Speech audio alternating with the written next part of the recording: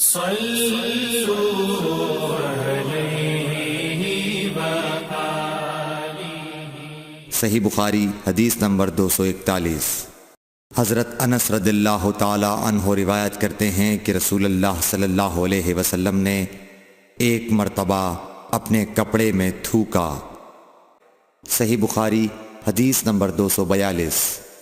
رسول کریم صلی اللہ علیہ وسلم نے فرمایا کہ پینے کی ہر وہ چیز جو نشہ لانے والی ہو حرام ہے۔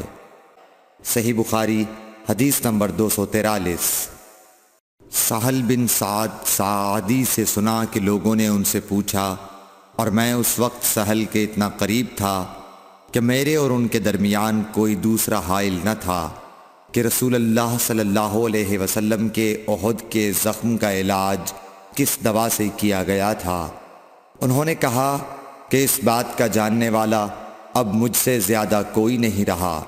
علی رضی اللہ تعالی عنہ اپنی ڈھال میں پانی لاتے اور حضرت فاطمہ رضی اللہ تعالی عنہا آپ کے منہ سے خون دھوتیں، پھر ایک بوریا کا ٹکڑا جلایا گیا اور آپ کے زخم میں بھر دیا گیا۔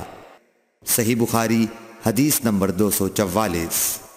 ابو بردہ اپنے باپ سے نقل کرتے ہیں کہ میں ایک مرتبہ رسول کریم صلی اللہ علیہ وسلم کی خدمت میں حاضر ہوا تو میں نے آپ کو اپنے ہاتھ سے مسواک کرتے ہوئے پایا، اور آپ کے منہ سے او او کی آواز نکل رہی تھی، اور مسواک آپ صلی اللہ علیہ وسلم کے منہ میں تھی جس طرح آپ قے کر رہے ہوں۔ صحیح بخاری حدیث نمبر 245۔ رسول کریم صلی اللہ علیہ وسلم جب رات کو اٹھتے تو اپنے منہ کو مسواک سے صاف کرتے۔ صحیح بخاری حدیث نمبر 246۔ رسول کریم صلی اللہ علیہ وسلم نے فرمایا کہ میں نے دیکھا کہ خواب میں مسواک کر رہا ہوں تو میرے پاس دو آدمی آئے، ایک ان میں سے دوسرے سے بڑا تھا، تو میں نے چھوٹے کو مسواک دے دی، پھر مجھ سے کہا گیا کہ بڑے کو دو، تب میں نے ان میں سے بڑے کو دی۔ صحیح بخاری حدیث نمبر 247۔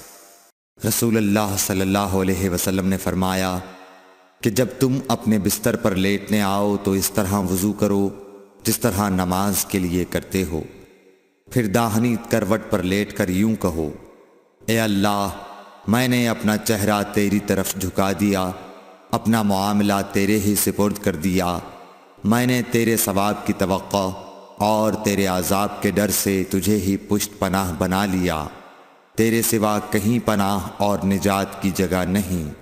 اے اللہ، جو کتاب تو نے نازل کی میں اس پر ایمان لایا، جو نبی تو نے بھیجا میں اس پر ایمان لایا، تو اگر اس حالت میں اسی رات مر گیا تو فطرت پر مرے گا، اور اس دعا کو سب باتوں کے آخر میں پڑھ۔ حضرت برا کہتے ہیں کہ میں نے رسول اللہ صلی اللہ علیہ وسلم کے سامنے اس دعا کو دوبارہ پڑھا، جب آمنت بکتابک الذی انزلت پر پہنچا تو میں نے ورسولک کا لفظ کہہ دیا۔ آپ نے فرمایا نہیں، یوں کہو ونبیک الذی ارسلت۔ صحیح بخاری حدیث نمبر 248۔ نبی کریم صلی اللہ علیہ وسلم جب غسل فرماتے تو آپ پہلے اپنے دونوں ہاتھ دھوتے، پھر اسی طرح وضو کرتے جیسا نماز کے لیے آپ وضو کیا کرتے تھے، پھر پانی میں اپنی انگلیاں داخل فرماتے اور ان سے بالوں کی جڑوں کا خلال کرتے، پھر اپنے ہاتھوں سے 3 چلو سر پر ڈالتے، پھر تمام بدن پر پانی بہا لیتے۔ صحیح بخاری حدیث نمبر 249۔ حضرت میمونہ رضی اللہ تعالی عنہا نبی کریم صلی اللہ علیہ وسلم کی زوجہ مطہرہ نے بتلایا کہ نبی کریم صلی اللہ علیہ وسلم نے نماز کے وضو کی طرح ایک مرتبہ وضو کیا، البتہ پاؤں نہیں دھوئے، پھر اپنی شرمگاہ کو دھویا اور جہاں کہیں بھی نجاست لگ گئی تھی اس کو دھویا، پھر اپنے اوپر پانی بہا لیا، پھر پہلی جگہ سے ہٹ کر اپنے دونوں پاؤں کو دھویا۔ آپ کا غسل جنابت اسی طرح ہوا کرتا تھا۔ صحیح بخاری حدیث نمبر 250۔